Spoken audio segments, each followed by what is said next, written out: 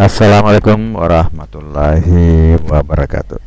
Setelah kita melalui ujian statistik kemarin, maka kita akan masuk kepada materi baru, yaitu tentang aturan penjumlahan dan perkalian. Aturan ini banyak dipakai di kehidupan sehari-hari, seperti menentukan pasangan atau memvariasikan sesuatu dalam beberapa item menjadi pasangan item. Contohnya, pada suatu kejuaraan bulu tangkis, Indonesia membawa pakaian seragam berupa 2 kaos dan 3 celana. 2 kaos seragam berwarna merah dan putih, sedangkan 3 celana berwarna merah, putih, dan hitam. Salah satu variasi yang mungkin dipakai dalam pertandingan adalah kaos putih dan celana merah. Nah, kira-kira berapa variasi lagi yang bisa dilakukan untuk memvariasikan kedua kaos dan 3 celana? Percobaan dan hasil percobaan kita lihat ya. Permasalahan menentukan banyak variasi seragam tim Indonesia dapat dipandang sebagai percobaan menentukan pasangan kaos dan celana seragam tim dilakukan sebagai berikut. Tim Indonesia mempunyai 2 kaos merah dan putih serta 3 celana, yaitu merah, putih, dan hitam. Ada 6 kemungkinan variasi seragam yang dapat dipakai tim Indonesia dalam suatu pertandingan, yaitu bisa pakai kaos merah, celana merah, kaos merah, celana putih, kaos merah, celana hitam, kaos putih, celana merah, kaos putih, celana putih, dan kaos putih, celana hitam. Hal ini bisa kita lakukan secara langsung dengan cara mendaftarkan semua tabel yang mungkin dapat dilakukan dengan berbentuk tabel seperti berikut ini. Nah, kita lihat tabelnya. Jadi kaos ini yang di bawah merah putih, sini celana jadi merah merah, kemudian kaos putih celana kaos merah celana putih, kaos merah celana hitam. Begitu juga tadi kaos merah kaos putih celana merah, kemudian kaos putih celana putih, kaos putih celana hitam. Diagram pohon. Jadi ini adalah bentuk tabel, dan kemudian kedua ada bentuk diagram pohon. Nah, kita lihat bentuk diagram pohon. Kaos celana hasilnya merah merah merah, putih merah hitam. Jadi merah tanda panah merah merah, ini tadi merah putih merah hitam merah hitam. Kaos putih putih merah, putih putih, dan putih hitam. Itu untuk memakai diagram pohon. Nah, sekarang kita masuk ke aturan penjumlahan. Misalkan ada kejadian lain. Andi mempunyai 5 kemeja dan 4 kaos. Pada saat akan berpergian, Andi memakai salah satu dari kemeja atau kaos yang dimilikinya. Ada beberapa pilihan kemeja atau kaos yang dapat dipakai Andi. Permasalahan ini dapat diselesaikan sebagai berikut. Banyak kemeja yang dimiliki ada 5, maka ia dapat memilih satu dari 5 kemeja tersebut. Banyak kaos yang dimiliki Andi adalah 4, maka ia dapat memilih salah satu dari 4 kaos tersebut. Misalnya kemejanya kemeja 1, kemeja 2, kemeja 3, kemeja 4, dan kemeja 5. Jadi dia dapat memakai kemeja 1 saja pergi, atau dia pakai kemeja 2, atau dapat kemeja 3, atau kemeja 4, atau kemeja 5. Nah, setelah kemejanya tidak dipilih, dia bisa milih kaos, ada 4. Jadi bisa pakai kaos pertama, atau dia pakai kaos kedua, atau kaos ketiga, atau kaos keempat.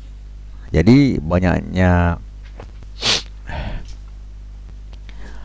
yang bisa dipakai Andi adalah 5 tambah 4 9. Jadi pakai ya kemejanya saja 1, pakai dia tidak suka kemeja 2 lagi, dia tidak suka kemeja 3, ketiga, 4, atau belum dicuci atau bagaimana ya sampai ke meja 5 ya tidak ada di situ, ya bisa pakai kaos 1, kaos 2, 3 dan 4. Berarti jumlah kemungkinan yang bisa dipakai atau jumlah pilihan yang ada itu ada 9. Jadi 5 kaos ditambah 4 kemeja, jadi ada 9 pilihan.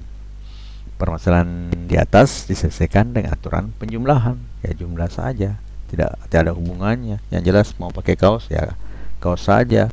Di kaos itu ada 5 ya. Maka kalau tidak pilih kaos ya pilih kemeja. Ya 5 kemeja, 5 kaos ya terserah dia. Secara umum aturan penjumlahan dapat sebagai diketahui kejadian pertama mempunyai hasil M. Itu kan kejadian pertama mempunyai hasil M. Contohnya tadi pemilihan kemeja ada hasilnya 5. Jadi hasil M punya M hasil yang mungkin dilakukan, dan kejadian kedua mempunyai hasil N yang mungkin dilakukan. Nah, contohnya tadi itu M 5 kemeja, N 4 kaos. Jika salah satu dari kedua tersebut harus terjadi, artinya kemeja harus pakai kemeja, tapi cuma satu kemeja harus pakai satu kemeja. Tidak bisa dipakai kemeja 1, kemeja 2. Ya satu saja, kemeja 1, kemeja 1, kemeja 2, kemeja 2. Jadi hasil yang mungkin terjadi adalah M tambah N. Maka di atas tadi hasil yang terjadi adalah 5 ditambah 4 sama dengan 9. Aturan perkalian. Pada permasalahan lain tetap ya Budi mempunyai 5 kemeja dan 4 celana. Pada saat akan bepergian Budi memakai salah satu. Nah, ini beda. Tadi 5 kemeja, 4 kaos. Meja dan kaos sama fungsinya, baju ya. Nah, kalau di sini pasangan. Pada saat akan berpergian Budi memilih salah satu pasangan kemeja dan celana yang dimiliki. Jadi kemeja dan celana. Jadi hasilnya harus bersamaan. Bukan kemeja saja atau celana saja, harus bersamaan. Pertanyaannya di sini ada berapa pilihan yang dapat dipakai Budi? Permasalahan ini dapat saya sebagai berikut. Banyak kemeja yang dimiliki Budi ada 5. Maka dia dapat memilih salah satu dari 5 kemejanya. Banyak celana yang dimiliki Budi ada 4. Maka dapat memilih salah satu dari 4 celana tersebut. Oleh karena Budi harus memakai keduanya, berarti kemeja juga harus dipakai dan celana juga harus dipakai. Maka banyak pilihan adalah 5 kali 4. Ilustrasinya tadi seperti sebelumnya ya. Dia harus pakai misalnya kemeja 1. Dia bisa pilih celana 4, celana 1, celana 2, celana 3, celana 4. Jadi kemeja 1 pasangan celana 1, kemeja 1 pasangan celana 2, kemeja 1 pasangan celana 3, kemeja 1 pasangan celana 4, kemeja 1. Ya, kemeja 1 pasangan celana 4. Ya, itulah berarti itu untuk satu kemeja. Nah, untuk 5 kemeja kan tinggal 5 kali 4 sama dengan 20. Jadi ada 20 pilihan variasi item yang bisa dilakukan. Nah, permasalahan di atas diajukan dengan aturan perkalian yang itu tadi 5 kali 4. Secara umum aturan perkalian dituliskan sebagai berikut. Diketahui kejadian pertama mempunyai M hasil yang mungkin dan kejadian kedua mempunyai hasil yang mungkin. Jika kedua kejadian tersebut harus terjadi, nah, yang tadi yang pertama cuma salah satu saja harus terjadi. Jika kejadian tersebut harus terjadi berarti cuma satu yang sebelumnya ya. Kalau ini jika kedua kejadian tersebut harus terjadi, berarti bersamaan celana kemeja dengan celana harus ada, jadi satu pasang. Maka banyak hasil yang mungkin adalah M kali N ya. Nah, sekarang ada permasalahan lain. Andi, Budi, dan Caca teman sekelas. Rumah Budi berada di antara rumah Andi dan Caca. Dari rumah Andi ke Budi ada 3 jalan yang dapat dilewati. Dari rumah Budi ke rumah Caca ada 5 jalan yang bisa dilewati. Seperti pada gambar ya. Jadi Andi jalan A, jalan B, jalan C. Sedangkan Budi ke rumah Caca ada jalan 1, jalan 2, jalan 3, jalan 4, jalan 5. Ya. Berdasarkan keterangan di atas, selesaikanlah permasalahan-permasalahan berikut dengan melengkapi isiannya. Pertama, sore Budi tidak masuk sekolah. Ia harus ke rumah Andi atau Caca untuk meminjam buku catatan. Berapa banyak jalan yang dapat dilalui Budi untuk meminjam buku catatan? Ingat ya, kata atau. Artinya ya hanya satu, tidak bisa dua-duanya ya, satu aja sudah benar ya. Satu saja sudah benar. Pernah dipelajari juga di logika ya, P atau Q. Kata operator kata atau itu menandakan jika kejadian pertama, kejadian kedua terjadi, salah satu saja kejadian terjadi itu sudah benar. Seperti ini.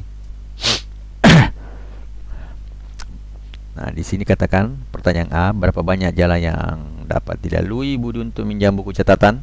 Artinya bisa saja dia ke Caca dan bisa saja dia ke Andi. B, sebutkan jalan yang dapat dilalui Budi untuk minjam buku catatan. Jawabannya, Budi harus memilih meminjam buku catatan ke rumah Andi atau Caca. Tadi saya bilang Budi mempunyai 3 pilihan jalan untuk meminjam buku catatan ke rumah Andi ya. Jalan A, B, dan C. Sedangkan Budi mempunyai titik-titik pilihan jalan untuk meminjam buku catatan ke rumah Caca. Kira-kira berapa di situ? Karena pada gambar tadi dari rumah Budi ke rumah Caca itu ada 5 jalan, maka di sini bisa ditulis Budi mempunyai 5 pilihan jalan untuk meminjam buku catatan ke rumah Caca. Di 3 dan 5. Bagian A, Budi cukup memilih salah satu jalan ke rumah dia atau rumah Caca. Oleh karena cukup satu saja, artinya bisa saja jalan pertama pasti ke rumah Andi dapat catatan, atau dia ke rumah Caca, jalan pertama boleh, jalan kedua boleh, ketiga, 4 dan 5. Begitu juga ke rumah Andi tadi, jalan A, jalan B, jalan C. Jadi antara jalan ke A tidak mempengaruhi jalan ke 1, 2, 3. Jadi dari situ tinggal dijumlah saja. Banyaknya pilihan jalan bagi Budi untuk meminjam buku catatan ke rumah Andi atau, ya ingat ya, atau Caca adalah 3 tambah 5 sama 8. Nah, sekarang pemilihan jalan mana saja? Ini gampang. Ada pilihan jalan, 8 pilihan jalan bagi Budi untuk meminjam buku catatan ke rumah Andi atau Caca, yaitu ya jalan, sebutkan semua jalan yang ada. Jalan A, jalan B, jalan C, jalan 1, jalan 2, jalan 3, jalan 4, dan jalan yang kelima. Nah, itu dipakai aturan penjumlahan. Peristiwa yang pertama tidak mempengaruhi peristiwa selanjutnya, yang jelas satu kali saja. Untuk selanjutnya, permasalahan lain, tetap suatu hari Anda akan pergi ke rumah Caca. Andi akan pergi ke rumah Caca melewati rumah Budi. Ini berapa banyak variasi jalan yang dapat dilalui Andi? Kemudian sebutkan jalan dapat dilalui Andi. Ada 3 pilihan jalan dari rumah Andi ke rumah Budi.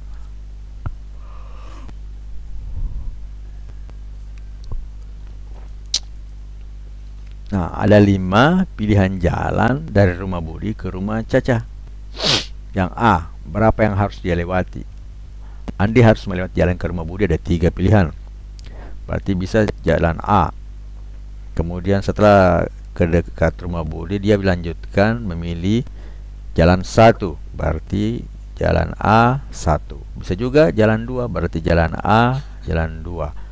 Jalan A, jalan 3, jalan A, jalan 4, jalan A, jalan 5. Jadi jalan A saja sudah mempunyai 5 pilihan. Ya. Anda harus melewati jalan ke rumah Budi 3 pilihan, dan juga harus melewati jalan ke rumah Caca 5 pilihan. Jadi dia tidak bisa sampai ke rumah Caca tanpa melalui jalan A, kemudian ke jalan 1, atau jalan 2, jalan 3, jalan 4, jalan 5. Tidak mungkin jalan A lompat langsung ke Caca tanpa harus melalui jalan 1, atau jalan 2, atau jalan 3, dan seterusnya. Jadi dia harus melalui dulu jalan ke rumah Budi, kemudian dia melanjutkan ke rumah Caca. Oleh karena kedua pilihan jalan tersebut harus dilewati, ya itu kata harus dan ya harus dilewati, maka banyak pilihan dapat dihitung menggunakan aturan perkalian. Jadi jalan A saja sudah bisa memilih 5 jalan yang lain. Tapi karena di situ ada 3 jalan yang dilalui untuk ke rumah Budi sebelum melewati rumah Budi ke rumah Caca, maka hasil yang dapat dilakukan adalah 3 kali 5 atau sama dengan 15 jalan. Variasi jalan Andi dapat ditentukan dengan bantuan tabel seperti di panel tadi ya, yang masalah kaos ya dengan celana, atau diagram pohon ya, diagram pohon juga ada tadi ya. Nah, jadi untuk tabel ini jalan A, jalan B, jalan C, jalan 1, jalan 2, jalan 3, jalan 4, jalan 5. Jadi variasinya adalah jalan A, jalan 1, jalan A, jalan 2, jalan A, jalan 3, jalan A, jalan 4, jalan A, jalan 5. Begitu juga dengan jalan B sampai 5 kali, begitu juga dengan jalan C sampai 5 kali. Bentuk tabel atau diagram pohon, diagram pohon tabel tadi ya, ini sekarang diagram pohon. Nah, ini kita lihat jalan A, B, C. Di sini jalan ke 1, kedua, ketiga, keempat, kelima. B 1, 2, 3, 4, 5, C 1, 2, 3, 4, 5. Garis jalannya A,1, berarti sini diisi A,2. Sini A,3, berarti di sini isi A,4. Di sini B,1,